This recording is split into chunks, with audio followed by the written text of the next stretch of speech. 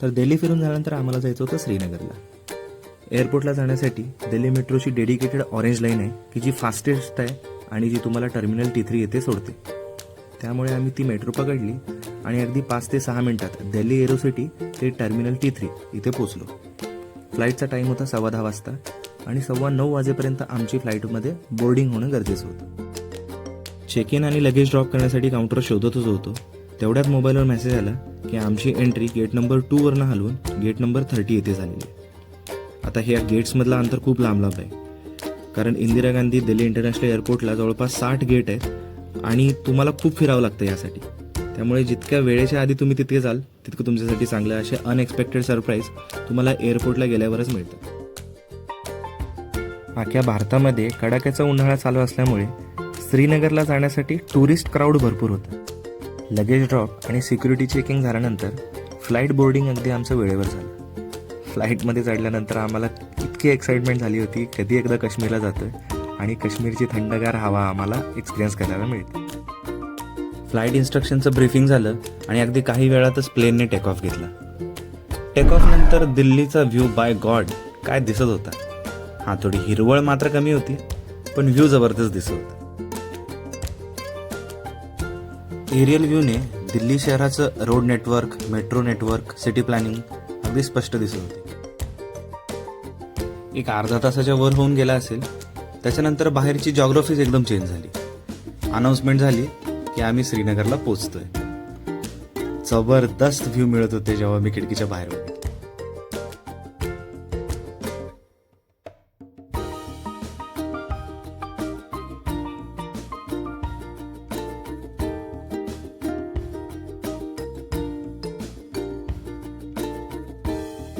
हिमालयाच्या पर्वतरांगा आता आम्हाला दिसू लागल्या होत्या. बर्फाने आच्छादलेली पर्वत शिखरं बघून मन अगदी प्रसन्नही झालं आणि शांतही झालं. लहानपणी कधी काळी शाळेमध्ये वाचलेला भूगोल आता डोळ्यासमोर आमच्या उभा होता. आणि परत अनाऊन्समेंट झाली, सीट बेल्ट बांधून घ्या, कारण आमचं प्लेन आता रेडी होतं श्रीनगर एअरपोर्टवर लँड करण्यासाठी. श्रीनगर शहराचा एरियल व्ह्यू बघत बघत अगदी पुढच्या काही मिनिटातच आम्ही श्रीनगर एअरपोर्टवर उतरलो. श्रीनगर एअरपोर्टच्या बाहेर आल्यानंतर जणू काही असं वाटत होतं भर उन्हात कुणीतरी AC लावलंय. काही ऊन मात्र जाणवतच नव्हतं. इतकी थंडगार हवा, इतकं फ्रेश वातावरण बघून मन खूप प्रसन्न झालं. आता काश्मीरमध्ये आल्यानंतर आमच्या दोघांचेही मोबाईल नेटवर्क बंद झाले आणि काश्मीरमध्ये आम्हाला ड्रायव्हरसोबत कॉन्टॅक्ट करता येईना. थोडा वेळ वेट केला, परंतु ड्रायव्हर आम्हाला नंतर भेटला. त्याच्यानंतर आम्ही गेलो ते ट्युलिप गार्डनला. हा हा हा हा हा काय व्ह्यू मिळत होता ट्युलिप गार्डनला गेल्यावर, हे तुम्हीच बघा. इतकी सिनिक ब्युटी बघून ना मी खूप थक्क होऊन गेलो. एकतर ट्युलिप स्वतः इतके सुंदर होते आणि त्याच्या सराउंडिंगची पर्वतांची रांग मला बघायला मिळत होती, ती अप्रतिम वाटत होती. आयुष्यात पहिल्यांदाच मी ट्युलिप्स बघितले ते श्रीनगरमध्येच. ट्युलिप शब्दाचा अर्थ जर बघायला गेलं तर परफेक्ट आणि डीप लव्ह असा होतो. त्यामुळे ट्युलिप ह्या त्या व्यक्तीला देतात ज्याच्यावर तुमचं अनकंडिशनल प्रेम आहे, खूप डीप लव्ह आहे. कपल लोकांसाठी तर ही जागा खूप अप्रतिम इंस्टाग्रामेबल प्लेस आहे. आतापर्यंत बॉलिवूडच्या गाण्यांमध्ये आम्ही ट्युलिप्स बघितले होते. इथे आल्यानंतर ऑटोमॅटिकलीच डोक्यामध्ये बॉलिवूडचे गाणे वाजू लागले. इथून पाय काढण्याचं मनच होत नव्हतं. आणखीन एक गोष्ट ट्युलिप गार्डनबद्दल सांगायची म्हणली तर संपूर्ण एप्रिल महिनाच हे गार्डन ओपन असतं. त्याच्यानंतर ही फुलं कोमेजायला लागतात. आमचा पहिला स्पॉट आम्ही ट्युलिप गार्डनला जायचं असं ड्रायव्हरला सांगितलं होतं, कारण निषाद गार्डन, परीमहल आणि चष्मेशाही ही जी गार्डन आहेत ती आम्ही स्किप केली. मला वाटतं इथे आल्यानंतर माझा तो डिसिजन अगदी वर्थच होता. काश्मीर फिरताना तुम्हाला एक गोष्ट मात्र नेहमी लक्षात ठेवावी लागते, ती म्हणजे डे टाईमचं प्रॉपर युटिलायझेशन. कारण जितका तुम्हाला ब्राईट डेमध्ये जास्तीत जास्त स्पॉट कव्हर करता येईल हे बघावं लागतं. इथे संध्याकाळ खूप लवकर होते, त्यामुळे कोणता स्पॉट बघायचा आणि कोणता स्पॉट स्किप करायचा याचा अंतिम निर्णय मात्र तुम्हालाच घ्यावा लागतो. जबरवान पर्वतरांगेच्या पायथ्याशी असलेलं हे ट्युलिप गार्डन जवळपास 75 एकरमध्ये पसरलेलं आहे. आता एवढं मोठं गार्डन फिरायचं म्हणलं निदान तुम्हाला 2 तास तरी द्यावे लागतात, परंतु ड्रायव्हरने आम्हाला 1.5 तासाचा वेळ दिला होता. आणखीन एक गोष्ट सांगायची म्हणली तर जम्मू आणि काश्मीर स्टेट गव्हर्नमेंटच्या अंडर असलेल्या ह्या ट्युलिप गार्डनची एंट्री फी आहे ती म्हणजे फक्त 70 रुपये.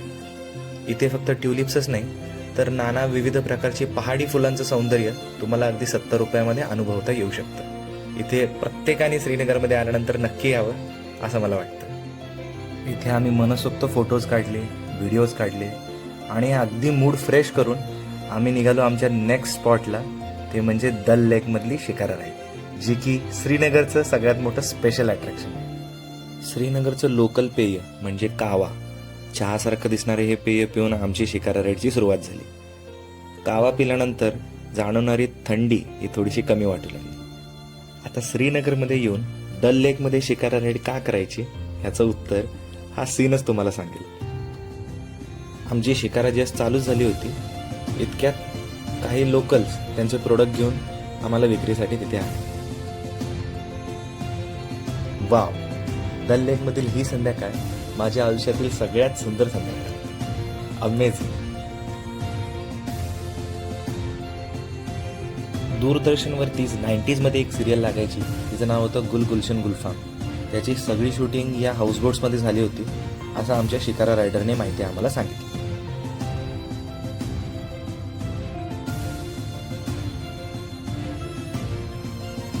बॉलिवूडमधील कश्मीर की कली या मूवीमधलं शम्मी कपूर यांचं तारीफ करू क्या उसकी जिसने तुम्ही बनाया हे जे गाणं आहे हे सुद्धा या दल लेकमध्ये शूटिंग झालेलं आहे. हे काही वेगळं सांगायची गरज नाही, इतकं सुंदर हे दल लेक आहे. आता ह्या दल लेकमध्येच मीना बाजार नावाचं हे मार्केट आहे, जिथे काश्मीरचे जे काही ऑथेंटिक प्रोडक्ट्स आहेत त्याचं प्रदर्शन आणि मार्केट इथे भरलेलं आहे. जसे काश्मीरचे शॉल म्हणा, काश्मीरी सिल्कच्या साड्या म्हणा, हे सगळे या मार्केटमध्ये आहे, जे की पूर्णतः फ्लोटिंग आहे. हे खूप आश्चर्यजनक आहे.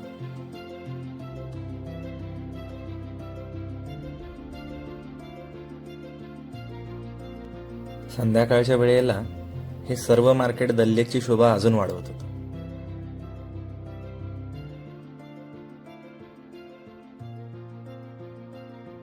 शिकारामध्ये बसल्यावर प्रत्येक महिलेला मात्र समोर जाऊन फोटो काढण्याचा मोह काय आवरेना, त्यामुळे प्रतीक्षा पण समोर गेली. पण शिकारामध्ये समोर जाऊन फोटो काढण्यासाठी बॉडी वेट बॅलन्स ठेवणं पण गरजेचं असतं बरं का. जरा जरी बॉडी वेट बॅलन्स हलला तर गेलं मग सगळं पाण्यात.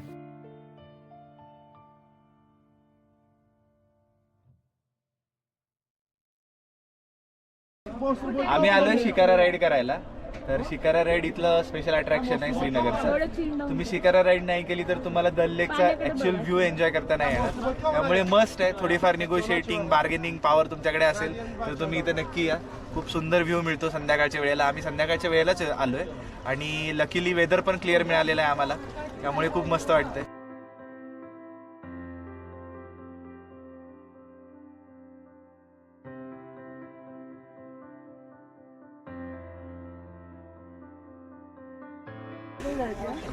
शिकारा राईड मध्ये बसल्यावर तुम्हाला इथे मार्केट सुद्धा एन्जॉय करता येतं. हे सगळं फ्लोटिंग मार्केट आहे, पाण्यामध्येच ते शॉपिंग वगैरे करतात. आपल्यासारखं डीमार्ट वगैरे जर इथं अस्तित्वात नसलं तरी इथे भाज्या वगैरे हे सुद्धा फ्लोटिंग आयलँड्स आहेत छोटे छोटे, त्याच्यावर पिकवतात आणि तिथूनच ते सकाळी मार्केट भरतात आणि ते परचेस करतात. ह्या अशा हाऊसबोट्स वगैरे आहेत इकडे आपण बघू शकतो. त्याच्यामध्ये काही लोकांना जर स्टे करायचं असेल, काही लोक हाऊसबोटचा स्टे प्रेफर करतात, काही लोक हॉटेलचा स्टे प्रेफर करतात आणि खूप छान व्ह्यू मिळतो इथून संध्याकाळच्या वेळेला. मी रेकमेंड करेन संध्याकाळचं टाइम. थोडंसं ऊन असलं असतं तर अजून जरा बेटर व्ह्यूज मिळाले असते. प्रकाशामध्ये थोडंसं एक्सपोजर वेगळं मिळतं, बट इट्स ओके. संध्याकाळी खूप छान आणि शांत वातावरण मिळतं. एक सॅम्पल म्हणून आपण इथे एक फ्लोटिंग शिकार आलेली आहे. असं मार्केट भरतं इथे की जर तुम्हाला काही स्पेशल काही तुम्हाला परचेसिंग वगैरे करायची असेल किंवा तुम्हाला काही taxes no charges. No charges. No charges. कितना है वो? कौन सा है? ये 200 का है set. Okay okay. It come with set विद इयरिंग्स.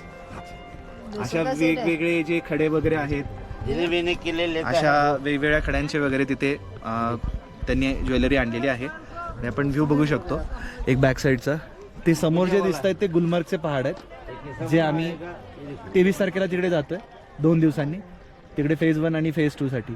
बट इथून सुद्धा तो व्ह्यू खूप छान दिसतो. स्नो कॅप्ड पूर्ण माउंटन्स आहेत.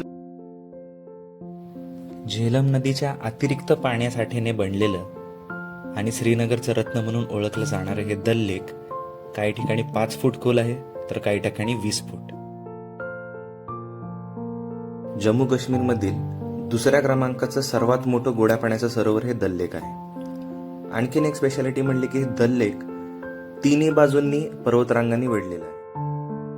दल लेक मधूनच तुम्हाला शहेनशाह अकबराचा किल्ला सुद्धा दिसतो, शंकराचार्यांचं मंदिर सुद्धा दिसतं, गुलमर्गचे पहाड सुद्धा दिसतात. हा, अकबराच्या किल्ल्यावर सिक्युरिटी रिझन्समुळे कुणाला जाऊ देत नाही, परंतु तुम्हाला दुरून सुद्धा तो किल्ला दल लेक मधून दिसतो. दल लेकची राईड आमची हळूहळू कंप्लीट व्हायला लागली. संपूर्ण दल लेक फिरायला तुम्हाला निदान 1.5 ते 2 तास लागतात. पर पर्सन 500 रुपये ह्या रेटप्रमाणे आम्ही ही शिकारा राईड घेतली होती, हे तुम्हाला सांगायचं विसरून गेलो. त्यामुळे तुमची जेवढी बार्गेनिंग पॉवर जास्त असेल तुम्ही तेवढं जास्त निगोशिएट करू शकता. आमची शिकारा राईड झालेली आहे आणि आता मग परत हॉटेलला चाललेलो आहे. जसा सनसेट झालाय तशी थंडी वाजायला लागलेली आहे इथे. आता समजते बाबा आपण काश्मीरला आलोय. जोपर्यंत सनसेट होत नव्हता तोपर्यंत समजत नव्हतं, बट आता थंडी वाजत आहे. आता आम्ही सरळ हॉटेलला जाणार आणि उद्याचा प्लॅन आहे आमचा पहलगामला जायचा. तर आम्ही उद्या सकाळी लवकर उठून जितकं आम्हाला पॉसिबल होईल तेवढं पहलगामला जाणार आहे. भेटूया उद्या. कोणतेही अनएक्सपेक्टेड वेदर सिच्युएशन्स आल्या नाहीत आणि आमचा डे 1 हा प्रॉपर युटिलाइज झाला, ह्याचा आनंद आम्हाला खूप होत होता. 16 किलोमीटरची शोरलाईन असणाऱ्या ह्या दल लेकला जवळपास 22 ते 23 घाट आहेत. तुम्ही कोणत्याही घाटवरनं तुमची राईड सुरू करू शकता. आणखीन एक गोष्ट सांगायची म्हणली तरी जम्मू काश्मीर फिरताना आता सिक्युरिटी हा कन्सर्न राहिलेला नाहीये, कारण तुम्हाला जागोजागी 100-200 मीटरच्या अंतरावर आपले भारतीय सेनेचे जवान तैनात असताना दिसतात. तर चला भेटूया नेक्स्ट व्हिडिओ लॉगमध्ये, जिथे आम्ही पहलगामला गेलोय. तोपर्यंत लाईक करा, शेअर करा आणि तुमच्या मित्रांना सांगा सबस्क्राईब करा. Bye, take care, thanks for watching.